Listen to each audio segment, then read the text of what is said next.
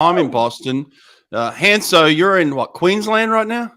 Yeah, I'm up in a place called Talabudgera. Peaceful fishing, Hawkeye. Peaceful fishing. Is that the retirement plan? Yeah, I've been trying to do that for 20 years. You have been trying to do that for a long time, mate. What is it officially? Have you been to 10 Olympics? Is that correct? Woo! I've actually been to 9. I've covered probably 11, counting Moscow and Tokyo, which I covered from my office in Talabudgera. So yeah, I think that'll probably pull me up. I'll just keep covering them, but I think I enjoy doing it from remotely these days. I mean, it's part of what we do, eh? It is. Well, it's part of what you do. Megan, Sonny, you're at the start of your young careers. You're in the presence of an absolute living legend right now. Absolutely. Hanso was my media manager when I first made the Aussie team, and I don't know, I just had an instant connection. Like, makes you feel so at ease with when you're talking to the media. And I love having a chat with you, Hanso. It's like a real honor, mate. Real honor. You know, I never forget our first media session, Megsy, it was in the beautiful island of Maui, and we were there for Junior Pan Packs, and she said, "Yeah, I'm Megsy from the Goldie."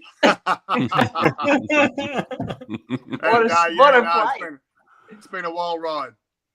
Yeah. Hanso, listen, in terms of advice, you've got a young kind of new age media guy and Sonny up here, the swimsuit guy, right? He's got this new age name and he's doing his thing.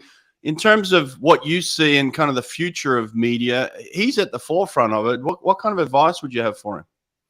Listen, I'm old school, but look, you got to try and be ahead of the game, haven't you? You got to try and be you got to try and be in front. And I remember my first ever gig when I went overseas, and I was that nervous to be in the presence of all the, the legendary press writers from around the world. And I got there an hour before this meet in New Zealand, and I noticed that Michelle Ford had an accident. She was sitting in the pool in New Zealand in 1980.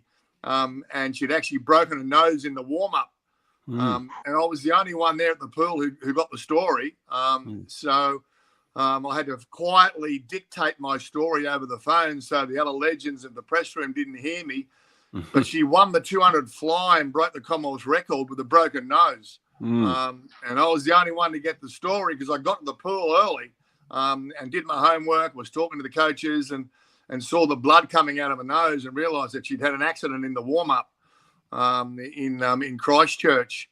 She dived in the pool and didn't realise that there was the New Zealand backstroker under the water, and they clashed head on. Just shows you how tough she was.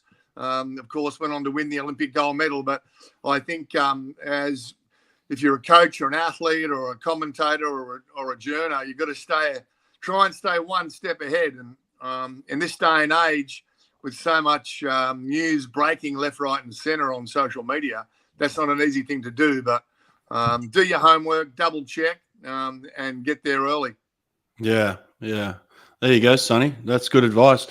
I was talking to Nate before all of you appeared here about 20 minutes ago. We're having a little chat and we're talking about Hanso.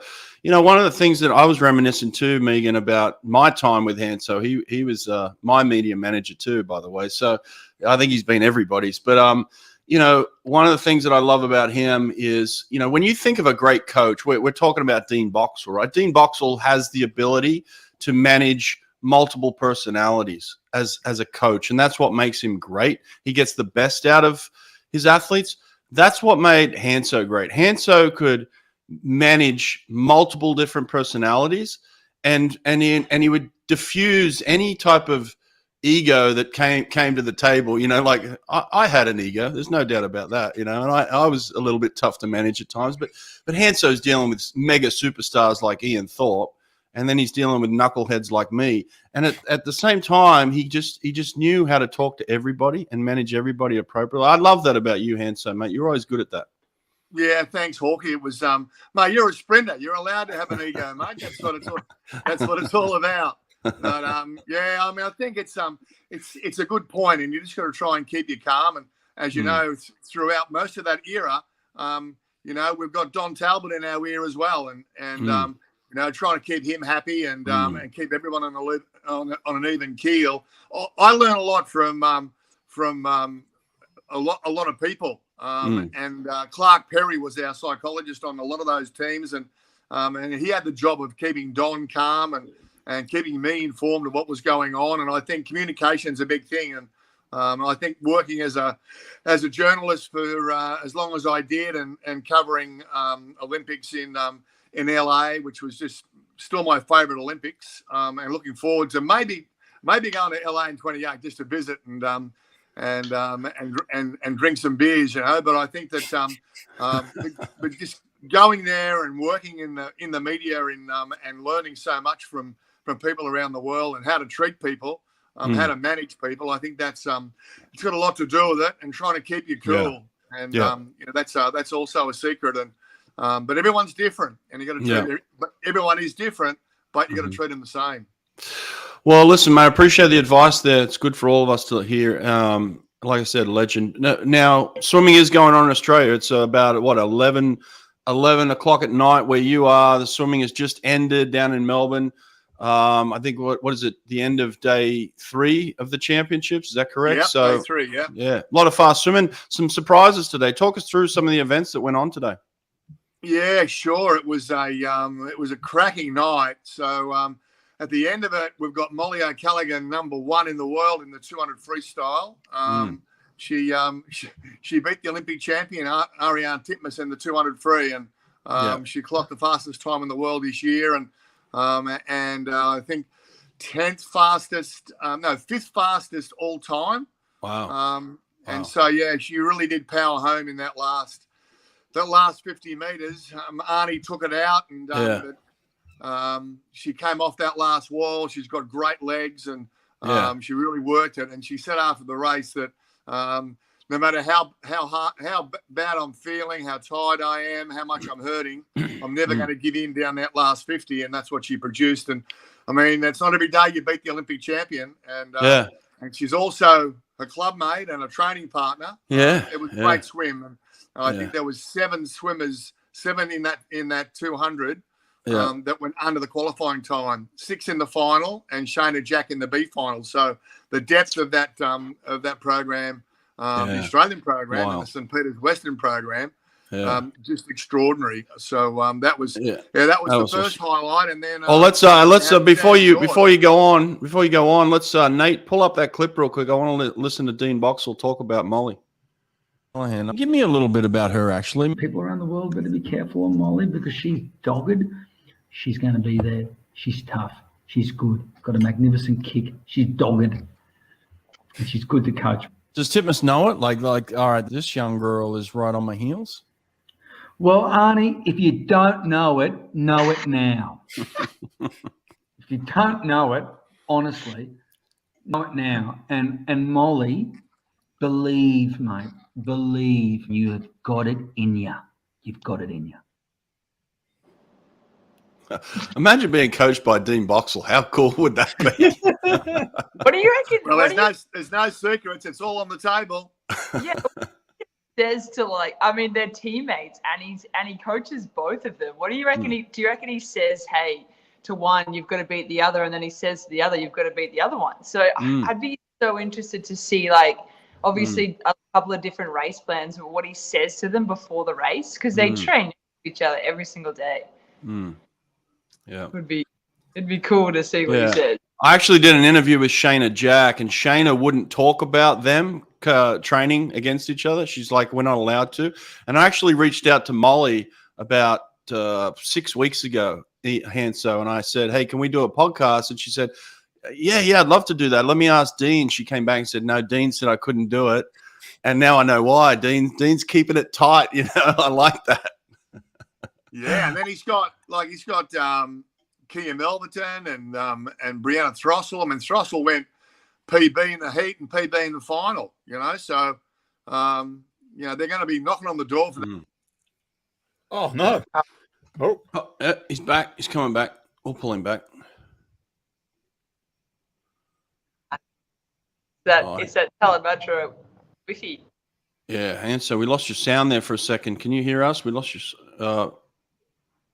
You back in? How's the sound now? No.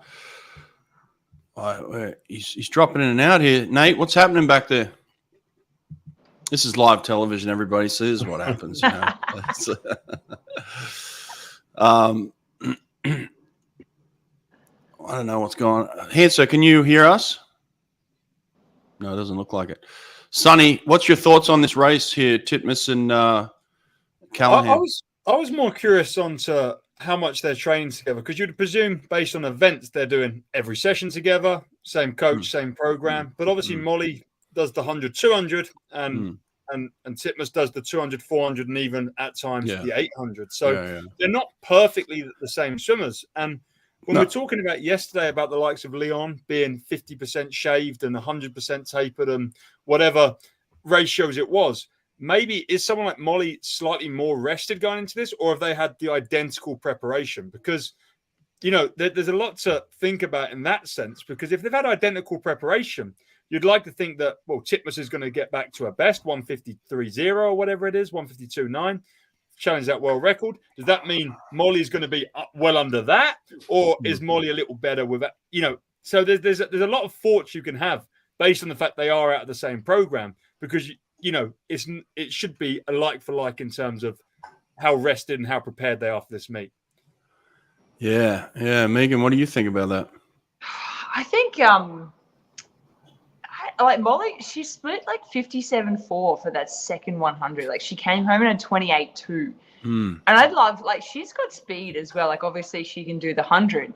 So I'd love to see her maybe go out a little bit faster and use that speed and see what she's got left. Like I think she was right there. Like Ariane Titmus took it out and obviously doesn't have as much speed as Mollie, being a 4/800 swimmer. But I'd love to see Mollie use that speed. Like, yeah, she is well known for the back end speed, but I'd like to see her maybe just go out a little bit faster. But I mean, she came home in 28.2, which is insane, and worked that third turn. Like her underwater is like 3 turns on a 200. She picks up like at least 0.2 off every turn, just off the turn, not even the free swim. So, you know, she's already, her turns are that much better than Titmus, and probably, you know, I don't think anyone can really match her in that underwater 200 freestyle. Yeah. Question here. Can anyone touch the Aussie girls in the 4x2 in Paris? Paris is a long way away. Fukuoka, I'd probably say no. Paris, they've still got a chance, but doesn't look likely. The Aussies are sitting in a brilliant position there. But Hanso, we got you back, mate. Good to see. I think it's the St. Peter's team that could win the world championship, to be honest. Like, hey, no. Whoa. There's Lani Pallister in there. She trains with Mollie. Don't chuck her in the SPW club. Come on now. Oh, okay. Yeah, I'm just saying, a St. Peter's team would win the world championships, even without Lani. That's fair enough. That's fair enough. And that's a crazy thing. There's very few club programs. I mean, I'm sure Texas at a few points in their life maybe had a men's relay that could win a world title, but you know, we have got a club program that could put together win a world title. It's also a pretty good club. Yeah. All right, Hanso. What else was there? Oh, Sam Short in the men's 800 was absolutely outstanding. It was a like a world title bout 3 days, and like first day in the 400 freestyle when Sam and Elijah Whittington went head to head over that 400, which was just a cracking race. Just really reminded me, Hawkeye, of the golden era of watching Thorpe and Hackett go hammer and tongs race after race. And so those two boys really nailed it in that 400 and set up what was going to be always an amazing rematch tonight over 800. Elijah took it out over the first 150, but then Sam just shut him down. He knew he had to get a break on him because he's got that finishing speed. So, and it was he was no match for him. It was just was a hell of a swim. Went through in 3:48 and then came back and he really powered home over the last 100 and went touch over 3:40. So it was it was a hell of a swim. I think 10th fastest all time. Really sets him up for what's going to be, I think, one of the great races. That 800 in Fukuoka is going to be one heck of a race, isn't it? I know Sonny likes a good 800. He likes to watch that. I do. I find it quite interesting because Sam Short went head to head with Dan Whiffen at last year's Commonwealth Games, and Sam got the better of Dan. And then Dan's been very vocal this year. He obviously has a YouTube channel. He's swum some very, very fast times, especially in the 1500. Sam almost has not been spoken about, in the same way that Dan, who's saying he's going to get the world record in all the events. And then Sam's come and laid down this 740. And, I don't know. I think it's almost like, hey, I've improved as much as you've improved in the last year. And that means I'm still faster. So, I mean, Dan's my pal. I hope Dan wins. And I hope Dan backs the talk. But, yeah, men's distance swimming is so exciting that, Brett's probably going to even tune in for the last couple of 100 meters. Yeah. If you text me and say we've got a race on our hands here, I'll run to the computer and watch that last 100 for sure. That'd be good. No, I'm kidding. It'll be a great race. Hanso, we got people in the chat here saying it's almost midnight in Melbourne, but bloody good to listen to you talk. So a lot of fans out there for you, mate. That's great. Yeah, thanks, mate. It's nice to be sitting up here in Queensland and being able to talk to the rest of the world and watch the swimming. And it's been a great first 3 days. And another speaking of Queensland, Megan, will like to hear this. Hanso, you were telling me about how many people have qualified for the team and where they're from.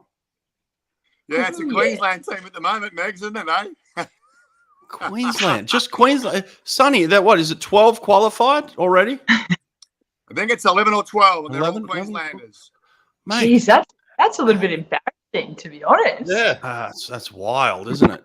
I mean, if you don't know the map of Australia, go have a look at Australia. I mean, we've got a big American audience, so we're not talking to, a lot of Americans don't know the full map of Australia, but Queensland's just a state up here. It's just a state, and it sits alone up here, and the whole Australian swim team comes from this little state in Australia. It's wild. Yeah, it's amazing. Well, Megs has been part of all that.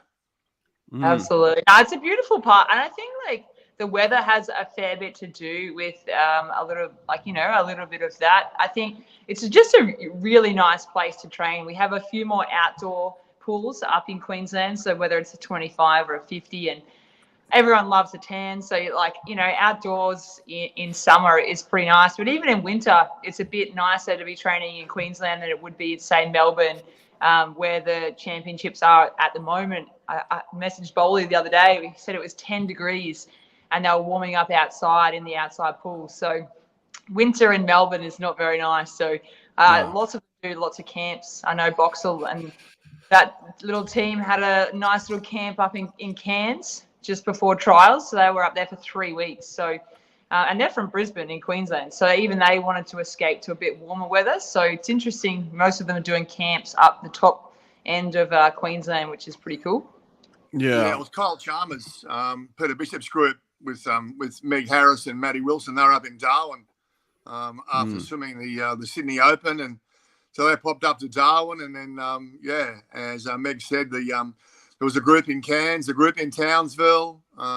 So a group of triathletes are up in Cairns as well. So it's certainly a hop, step, and a jump, but it's certainly worthwhile getting up there. And as Meg said, the outdoor pools. I was at Miami Pool yesterday, 2 outdoor 10-lane pools.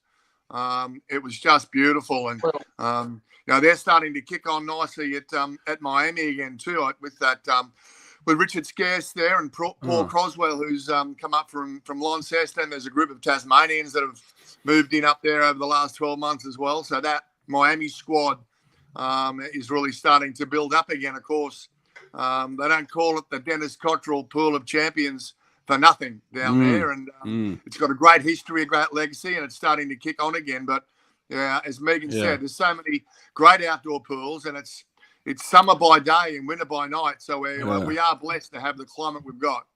Yeah. Hanso, what was I going to say to you? Oh, a little bit of controversy, I guess, in terms of the qualifying standards. Some of the standards are a little bit tougher than the World Championship qualifying standards. And we've seen a couple of people winning events and not actually getting the qualifying A standard. What's going on there?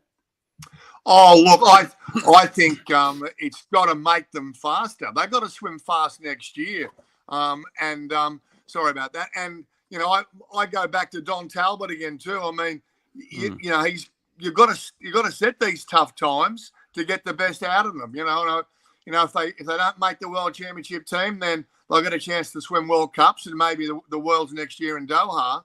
But, you know, we had in the women's breaststroke, for example, I mean, was 1:08.5 was the fastest qualifier, and it was 1:10 to make the final. So, I mean, those girls have got to really up the ante and really look to getting. I mean, the world's moved on. If you can't go 1:07 or faster in 100 breaststroke, then you're not in the game. So, you know, I think the tougher, the better. It's going to bring out the best of them. It's the survival of the fittest. You know, the Americans aren't going to wait for us, and the Italians aren't going to wait for us. I mean, you've got to be on your game. And if it means tough times, then only the tough are going to survive when it gets to the Olympics. Mate, a lot of legends coming out of retirement and swimming into their 40s. Any thought of the legend Brooke Hanson coming out of retirement, maybe shooting for a spot in the 100 breast? Well, it was funny you mentioned that.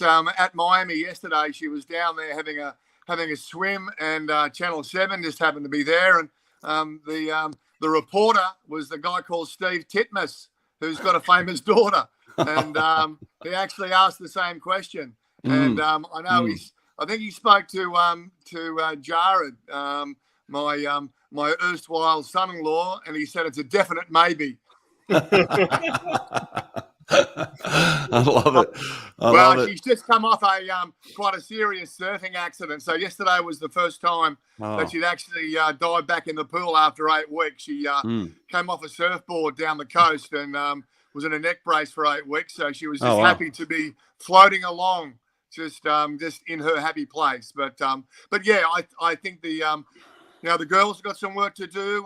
So the boys in the backstroke. I mean, Isaac Cooper did a good job. But you know, you've got to be down swimming under 53 if you're going to be playing A grade. You know, so do they take those guys? The ones that the men's 200 fly, and I see Matt Temple withdrew from that final, didn't swim, saving himself for the 100 and the 100 free. So.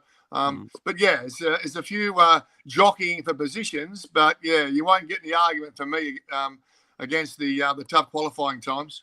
Don Talbot coached. Yeah, Don Talbot. Yeah, I know all of it. Do they take those guys though? Do they take the ones that won but didn't get the time? Oh, look, that's going to be in the hands of selectors. You'd probably think so. I mean, they've got all those relays to fill, you know, and hopefully that'll all sort itself out on selection night. But yeah, no, I think at the end of the day they'll there won't be too many that deserve to go who'll miss out. Sonny, we're 3 days in. Who has the better team as of today, the Brits or the Aussies? Brits. The Brits. Yeah. Really? We've got a full team now. Hey, look, we're looking dangerous. Tom Dean's making statements. He wants 7 gold medals next year. We're the favourites in the He didn't say 7 gold, did he? He didn't say gold. 4x2. You know, like 7 medals. We're the favourites in a handful. Well, we love going in as underdogs. Don't worry about that. You know, you've got a few good women. You Australians, you've got a few good women in the freestyles, and you know, Cam McAvoy looks sharp. Cole's all right, but other than that, you know, it's all GB. Yeah, it's all GB. I tell you what, okay. Hawkey, it's nice to see a couple of the sprint boys putting their hands up. Hopefully, we'll get a couple of qualifiers in McAvoy and Nowakowski. Yeah. Listen, McAvoy's doing some wonderful things. Him and I have been in pretty close contact behind the scenes, and he's been just letting me in on what he's doing and how he's doing, and I'm just so impressed. It's wonderful. He's such an intelligent, thoughtful human. He really cares deeply about the sport and about his performance. He puts a lot of time and energy into perfecting it, you know, and I love that about him. And he took some time away, which I think was absolutely needed for a guy like that. You can't have your brain working as hard as his does for that long and not take a break. He took a real nice break. He's back at it, and I think he's going to light up a good 53. I think he's got a great 100 in him. He's not doing the 100 here, but in terms of the 100, it seems like Kyle Chalmers is in a position to maybe rattle this world record tomorrow. What do you think, Hanso? Well, yeah, I don't think he pulled out of that final for nothing. You know, that's another story, watching that 200 freestyle final with Kai Taylor and Haley going absolutely off in the grandstand. That was one of the highlights of the meet. What a story and what a performance. But I think, letting Kai back in was terrific. But I think there was some method in his madness. He's posted the time for the 4x2. But he was, you know, I chatted to him after that sub 48 swim at the Sydney Open. And I'd actually also been in the mix zone in Birmingham when he was blowing up. And he's a different person. He's in a good space. And, you know, it was the fastest he swum in season for a long time. The training camp in Darwin, I think he's ready to rock. He's happy. And interesting that he and Matt Temple are on the tools, you know, working as labourers. And I think that's a great story. And it's bringing them back down to earth. And they're doing some heavy lifting, and they're happy, you know, and they're swimming fast. So whatever works for you works. And so let's fingers crossed we'll see Kyle at his absolute best, because look, it'd be great to see him following the footsteps of, you know, the likes of James Magnuson and add that 100 freestyle gold medal. Yeah. Oh, yeah. He's right there. He's looking good. Megan, what do you think? You think tomorrow's a chance at rattling this thing? I don't think tomorrow. I just don't think that pool is that fast. And I don't believe that it's not Kyle's ability. I think he loves a big stage. He loves to race. And I think for him, he loves to chase well. So I think Worlds, absolutely, when, you know, Popovich is there and whoever's there for the US as well. But I think tomorrow it'll be fast. I don't think it's going to be like blistering fast. But I think Kyle's, you know, I'd love to see him injury-free, like Hanso said, injury-free. And that's when he swims his. But I think he also swims his best when he is chasing or he's right next to someone. So I think in Australia at the moment, there's no one really at 100 freestyle. So come Worlds, I think he's if he has a good preparation in between, it's only 6 weeks. So I think Worlds might see him go a little bit faster. What about you, Sonny? You know, he's been playing with the tools. He's relaxed. You think he's got a shot at this? You know, I'm a big Carl fan. I think Carl's great, and I think Carl's in the best form ever. You know, he was Olympic champion as a boy. Like, just look at him physically right now compared to when he won Olympic gold. Right? He's a different human. He's a monster now. You know, he's a physical specimen. He's faster than ever. Like, look, I'm with Megan. I don't know if he goes the world record tomorrow, but I think he's the man to beat this summer. I really do. And he's not on paper. You know, Popovich has the target on his back, and Carl's the man. That being said, if he goes an Australian record tomorrow, that's pretty fast. Yeah. What's the Australian record? Isn't it 46 something? 702. Oh, 70. 704, 702. Yeah, well, McAvoy, I'm gonna slightly disagree with all of you. I think he does have something to prove. I think he's kind of sick of the Popovich talk. I think he's sick of the Dressel talk. I think he's in form that he hasn't been in for a long time. I agree with Sonny in terms of he's a grown man now. You know, fully tatted up. I mean, he's been on Instagram basically saying like, I'm a man now, and kind of putting it out there. Hanso, I agree with you. You know, pulling out of that 200 is kind of a statement as well, basically saying I'm putting all my eggs in this 100 basket. I honestly think this guy could rattle the 100 world record tomorrow and make a statement. I think he wants to make a statement. I think he wants to tell everybody, I'm the man in the world. You know, I'm sick of hearing about this 18-year-old kid from Romania who, you know, so I don't know. That's my opinion. I think we're in for a really, really good 100 free. What about this, Hanso? You think Cody Simpson goes 48 in the 100 freestyle? You think he could do that? Look, anything's possible. He looked pretty good in the 50 fly, and you know, he looks happy as well. So the squad is swimming well. So Bowley's got him primed. They're all looking good. So look, things happen when you least expect them to, Hawkey, don't they? You know, I mean, I remember watching Chris Feidler was just so desperate to break 50 for meet after meet after meet.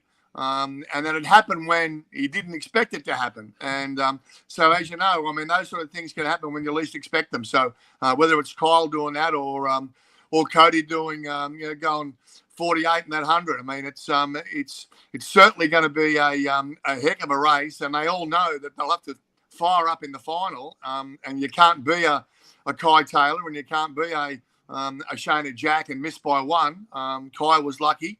But you've got to get up in the morning and perform in the morning. So, and then back it up at night time. So that's not always easy, but that's what they've got to do. Yeah.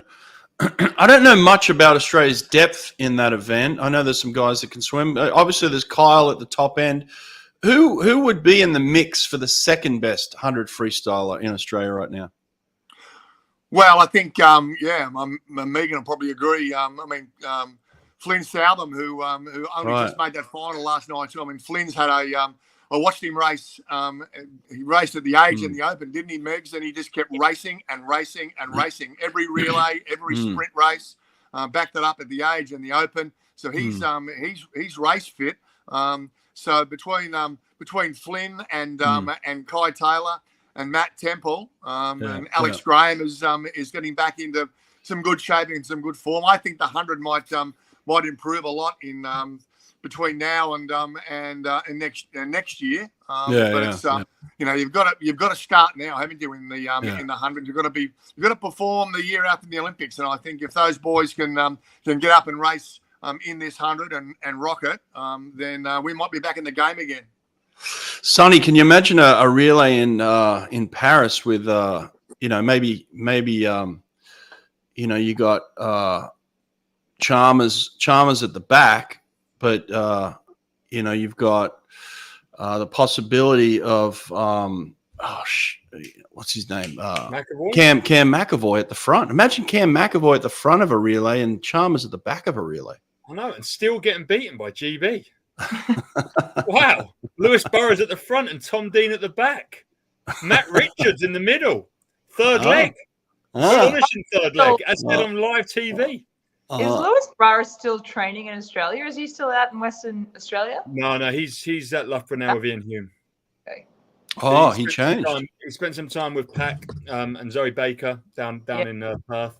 My good friend Adam Chillingworth is still there in that program, having a great time.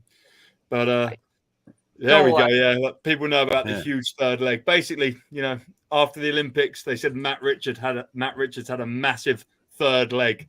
It was a beautiful journalism blunder. It created a lot of fun. What's the situation? We didn't mention Jack Cartwright there, who at his best is very good, but he swam the 200 and went 156 yesterday. Oh, I'd like to see 100 split. Maybe we went for 100. Have a look at the splits. I mean, I had a look at that. Have a look at that race. Yeah, he basically just he swam catch up the last 100 he went out for a 50 then 23-2 30 31 31. Okay, 23-2. Yeah, it was just playing. I just saw on the corner of my eye. Yeah, he was playing. He was swimming catch up. Yeah. Okay. Right. Okay. But I think that 100 as well. Kai Taylor, he at nationals, I'm pretty sure he got second or third, maybe in the 100 free. So I mean, he's coming off some pretty good form in the 200. I wouldn't count him out either. Maybe top 4 in that. Flynn Southam didn't have the best 200 last night before, so it'd be interesting. Behind Kyle. Kyle is obviously, but third, fourth, fifth up for relay. It'll be pretty good to see who steps up. Hanso, is there any talk down there, any whispers of like why this meet is in a training pool? Yeah, tell you what, it wasn't.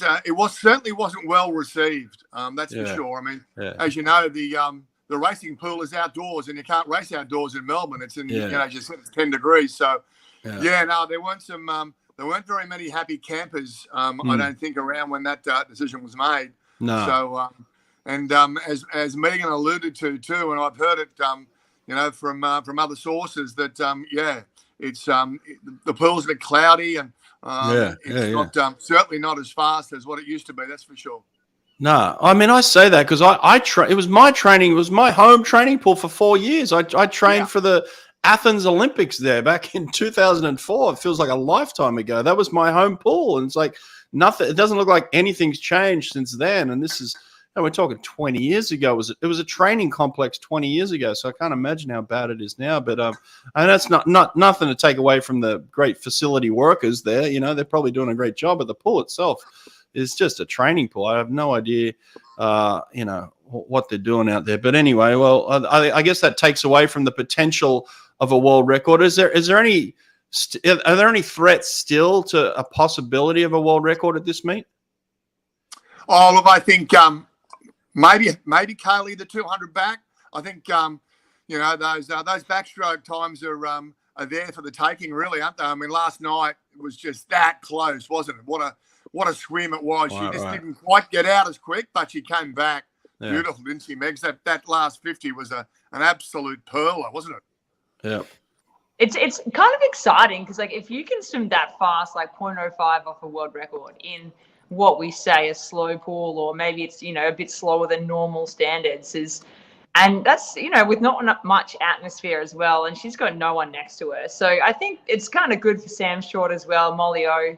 Like, those three swimming pretty quick in a slow pool is I don't know, I'd take confidence from that it's not a super fast pool. So, and they're still producing some really good swims. So, yeah, 200 backstroke with Kaylee's.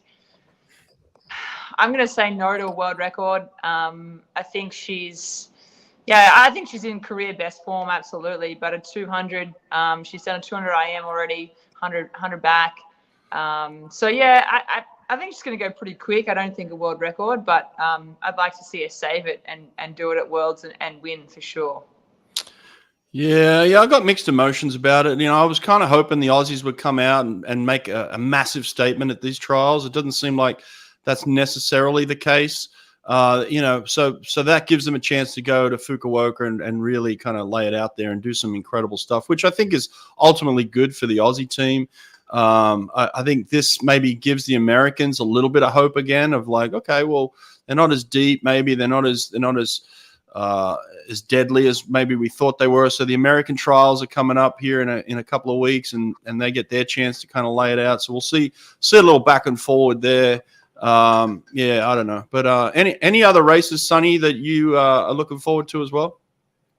This meet just counts 50 freestyle and Carl's 100 freestyle, to be honest. But and Mollie O's 100. But I mean, we could quickly talk about Florent Manadou going 21.5 at the French Nationals. That's happening simultaneously with Aussie Nationals.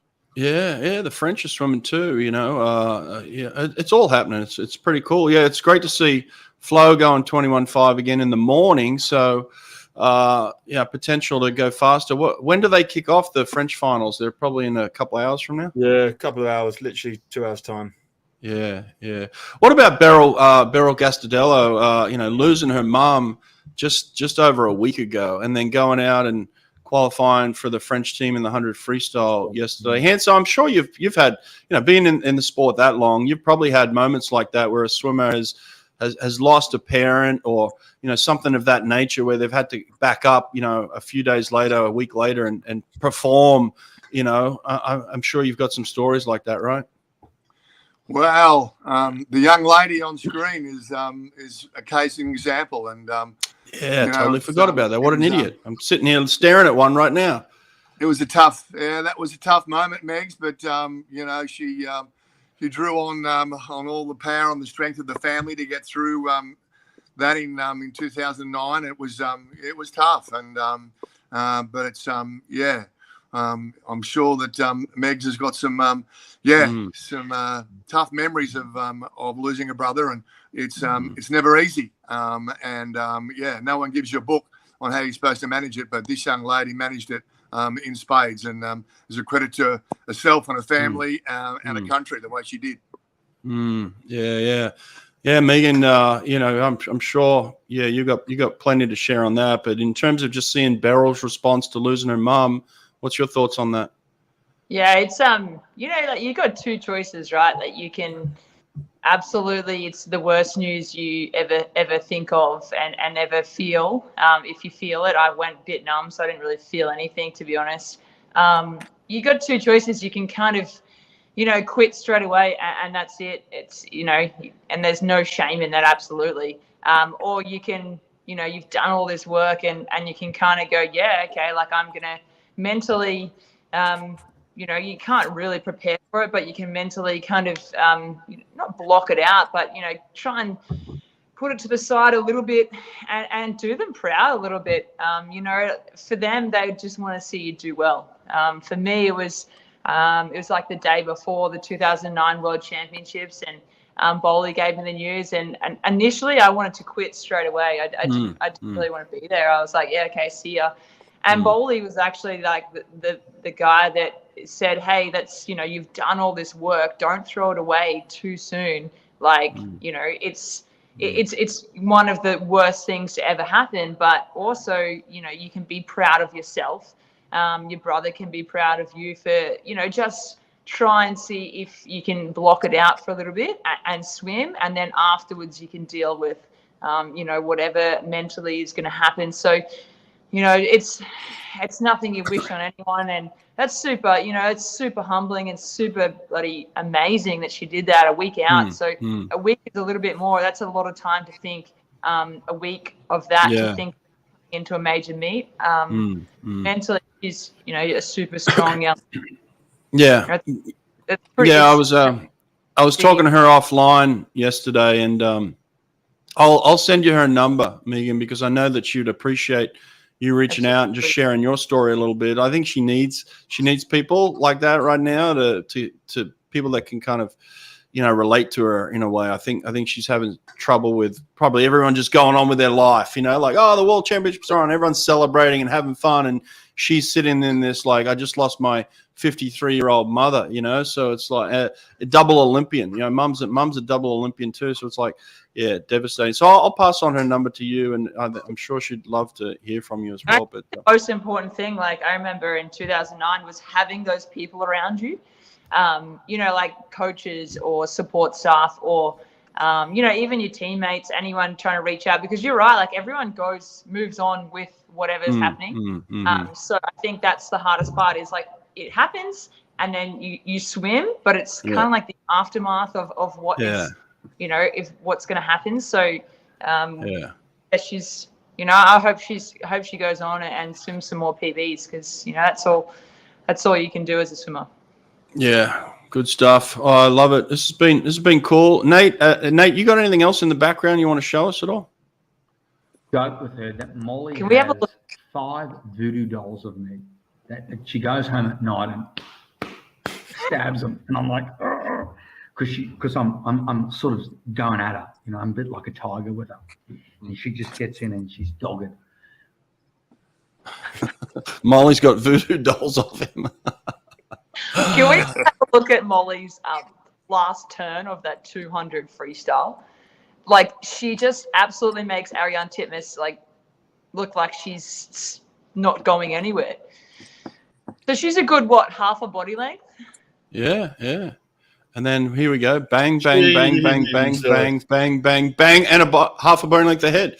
So and what then that confidence. She doesn't breathe the first stroke either off the turn. So, anyone watching that is just look at the acceleration she gets. That's a good pickup there. I'd only seen the last kind of 35 meters. I didn't even know she was behind before the last turn. That's brilliant. That breakout compared to her backstroke one yesterday was night and day difference. Like the underwater was good, the breakout was better. Like that won the race. Yeah. Going back to what you said earlier, Megan, about Kerr going out faster. 203 is one on the last 50. I mean, like that's the way to swim it. If she's got more speed and she turns with Titmus, she knows she's winning. She knows if I've got half a second within her at the last turn, I've won. Whereas if she goes out harder and it comes down, like Titmus has clearly got more endurance or fitness or however you want to phrase it, with the 400, 800 background. But Mollie's got to use her speed on the last 50, and that's the way she's doing it. Well, she did 28.2. That's like a really good point. She might, if she does go out faster, she might not have that speed. So, that's the way. Obviously, she swims 100 freestyle as well. So she comes back really strong.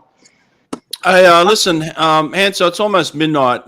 We love that you've been on here, mate, and appreciate it very much. You got some sleeping to do. Is there anything you want to leave us with? Yeah, just a thought. I'm not in Melbourne, but I saw a photo come through, and I posted it on Swimming World of Mollie when she won the race, and looking to the heavens, and I just wondered what was going through her mind, and I don't know whether anyone's asked her that, but I know that when she came back from the Olympics, she actually lost the coach that had taught us so much about underwater work and turns, and I know that that coach did a superb job in formulating what really she brings to the fore now, and watching that turn. I think he played a major part in setting her up, and he's left her in good stead, that's for sure. And I know that Cowboy, who's a famous coach down here, was the assistant coach in that program as well. And I know that he'd be proud of what Mollie's achieved, and that program up in the Black Blocks of Brisbane. They did a good job with her, and I think it's going to hold her in good stead. What chance Mollie O going the 1-2 double in Fukuoka? Yeah, I like that. Yeah, I love that call. We're going to replay that in the future. I love it. Listen, this is awesome, Hanso. Love talking to you as always, mate. You're a legend. I keep saying this. I got to get Brooke on the show. I'm doing this more full time now, so I got a lot more time on my hands now that she's feeling better from the accident. Tell her, please. I got to get her on to chat. All right. No trouble at all. I know you've got the young bloke coming up too, eh? Yeah. You got the boy coming in tomorrow. Yeah, he's living in New York now. Sorry? Is he in New York? Is that where he's at? Yeah, he's in New York. I think he's getting ready to go to he's got a gig in Europe, he'll tell you all about it, but he's got a gig, I think, up in Ireland at Youth Meet. He's going up to call that for Len. So he's looking forward to that. Yeah. Talk about a talented family, mate. You should be proud of the work you've done, not only for swimming, but what you've done with your family. Good people, mate.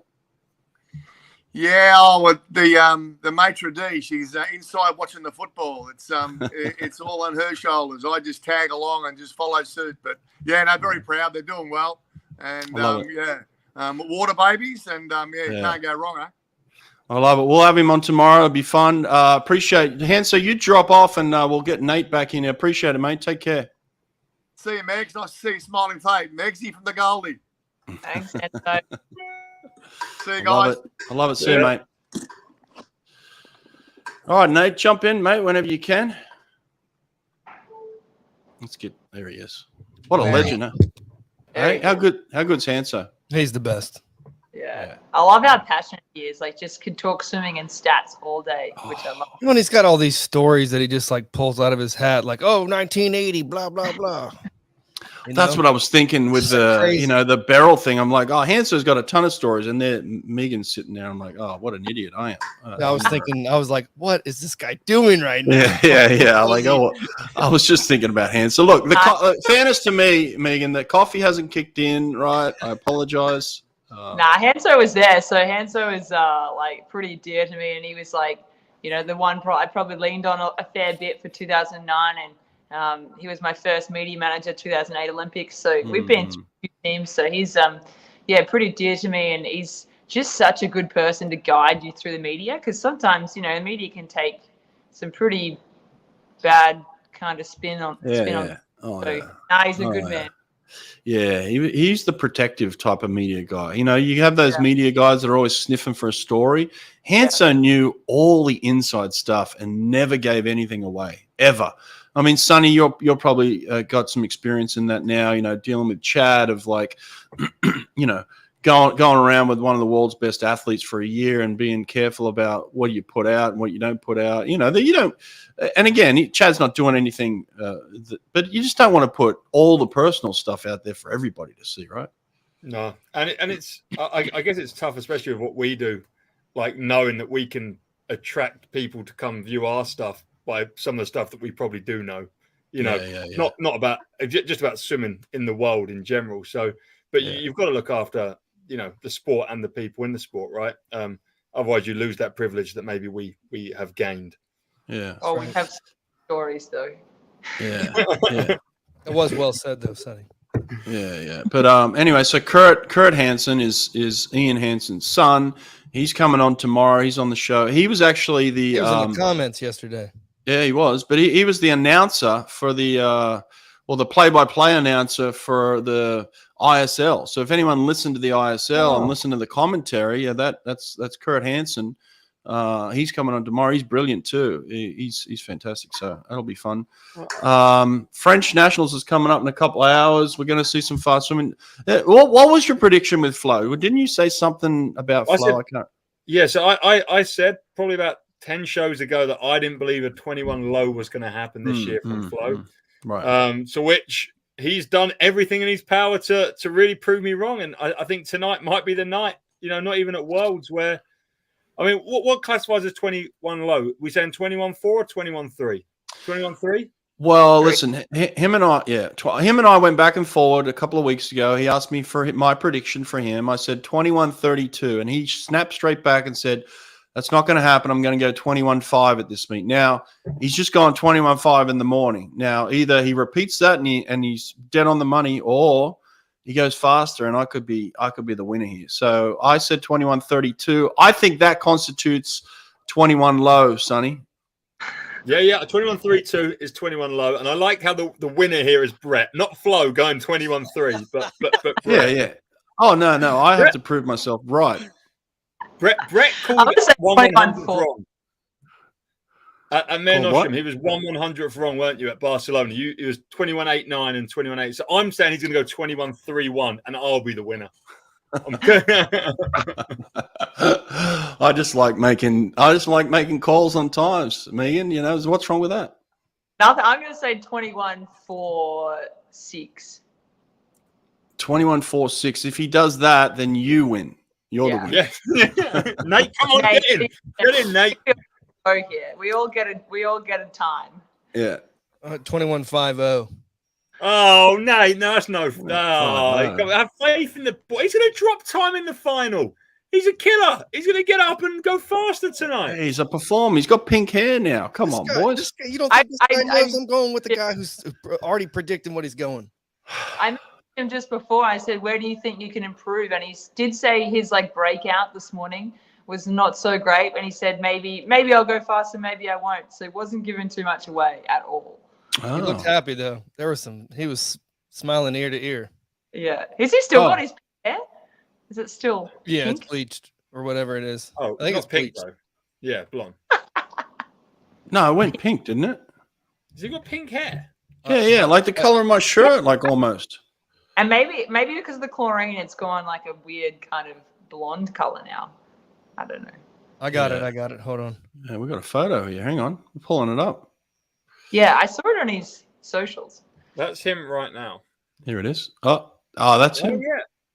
Oh, he went back to blonde. Oh, it was definitely pink a couple of days ago. I'm telling you. Yeah, I'm with you. Go back to a couple of days and have a look at his pink hair. I can't. Pink hair. I'd have to pull up on Instagram or something. Yeah. Anyway, well, I'm a Twitter guy. Oh, Twitter guy. He's gone blonde. All right. Well, predictions are in. Let's see who the winner is. Hopefully, Flo pops one. I want Flo to go fast. I want Cam McAvoy to go fast. Let's get some boys going 21 lows again. Let's get the heat on. I'm sick of these 21-8s. 21-8s. 21-8's not where the money is. It's not. It's not. All right. Tomorrow. Tomorrow there's going to be a winner. Tomorrow we find out the winner. Yeah, winner. Winner takes all. How good is this show? I love waking up to just a show every day. It's fun. I love swimming. Yeah, I love fast swimming. And that little clip. Let's give Nate a little congratulations on that clip that he just chopped up on Mollie O'Callaghan and Ariane Titmus within an hour of the swim. He's put up one of the greatest clips ever made. It just hit me. I was like, oh, Dean Boxall talked all about this. I love watching Dean's videos. That interview is absolutely insane. It's just full of stuff. Just every day must be awesome, right? just turning up to training and him being like that, like it just must be great. I remember. Go on. I remember I was training with Mollie, and the first time he walked in to St. Peter's, and he was going to be the assistant coach to Mollie, and he was on the other side, and we were doing butterfly, and then he just starts yelling, like he down the other end starts yelling, and then starts singing halfway down the pool, and I'm like, who is this lunatic? Absolute lunatic, full yelling at this person because they're doing something wrong. Day one. And then, that was the first maybe 10 minutes he was there. So he hasn't changed a bit, which I even love, and he doesn't care about anything. He's purely himself, and I love it. Still lunatic. Hanso was just saying he's Lori Lawrence with hair. Yeah.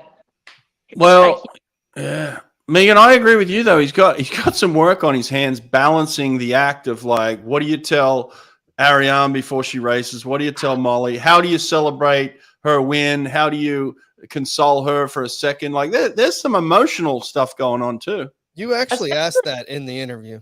And so I clipped a bigger clip. It's only like 4 or 5 minutes or something. It just went out on the podcast. But if you listen to that, that's one of the follow-up questions in the middle of it is, you got these two people, like how are you handling these personalities? And he gives his explanation. Oh, can you give me a little, can you shorten that clip for me and give it to me, like send it to me? Sure. I'll put that out. Like Shane and Jack coming back to train with him in the 100. Shane so Mollie, and Jack too. Yeah, Mollie and Shane and Jack in the 100. Like, and I know how much, when I was training with Mollie, it was like girls can be like real bitches, and there's like a lot of things going on in a squad. So he's got pretty high class females. So I'd love to just go there one day, like secretly, and just see what actually goes on. What was the T-shirt we were going to make? So spicy. No, the bitch one. What was that? Get your bitch out. Yeah. Get your bitch out. Yeah. A little bit about her, actually. Mollie O'Callaghan. I mean, hold on. How are we going to find it? Believe, mate. Believe. they're competing against each other in a way. Women that are at the top of their game, but they're competing against each other in a way. Well, I think not that there's been any complications yet, but you just don't get them to go against each other all the time. You make sure you pick your fights. Right. You make sure that you provide them with the opportunity to recover, and then provide them with the opportunity then to be competitive. You've got to respect one another. Mollie knows that Arnie's the benchmark. And Arnie knows now that Mollie is hunting. I mean, it's simple. You've got Katie's going to come back stronger. You've got Summer McIntosh, which is going to be unbelievable. You've got Penny, who is just a warrior when it comes to the big meets. You've got the Chinese. I mean, have a look at the Chinese women at 4x2. They're going to be there. And you've got Siobhan. Like, she's unbelievable. Like, look, if you can't hold your ground in your environment, how are you going to hold there? Oh, mate, that's a brilliant clip. We're going to clip that. God, that's brilliant. Yeah. That was 2 years ago. That was 2 years ago, yeah. And all that's actually still very true. Like all those people he just named, like Katie Ledecky, Siobhan Hahi, who's got the fastest, well, not the fastest time in the world anymore, but she's right there. Penny Alexiak, who obviously always swims. She shows up at the biggest meets. So Penny's not showing up at this Worlds, but she probably will. No. Next year, Yeah, she'll be there next year. Yeah. All right. I love it. I love it. Good stuff. Yep. Good stuff, guys. We've been live for 2.5 hours already this week in 3 days. 2.5 hours alive. Look at that. Welcome. Brilliant. Sonny, go back to that pool that you were at yesterday. I like that pool. Yeah. Yeah, I want to go back, but I've got to go work for the next 4 hours and do coaching and stuff. Nate, can you put up that AI? Can you put up the AI clip that I sent you yesterday of Sonny at the pool? You got that on your WhatsApp? I just look scary in it. Yeah, you look brilliant in it. You look tough. Come on. Was there a back? No, there was no backflips. Well, I could see Nate's working there.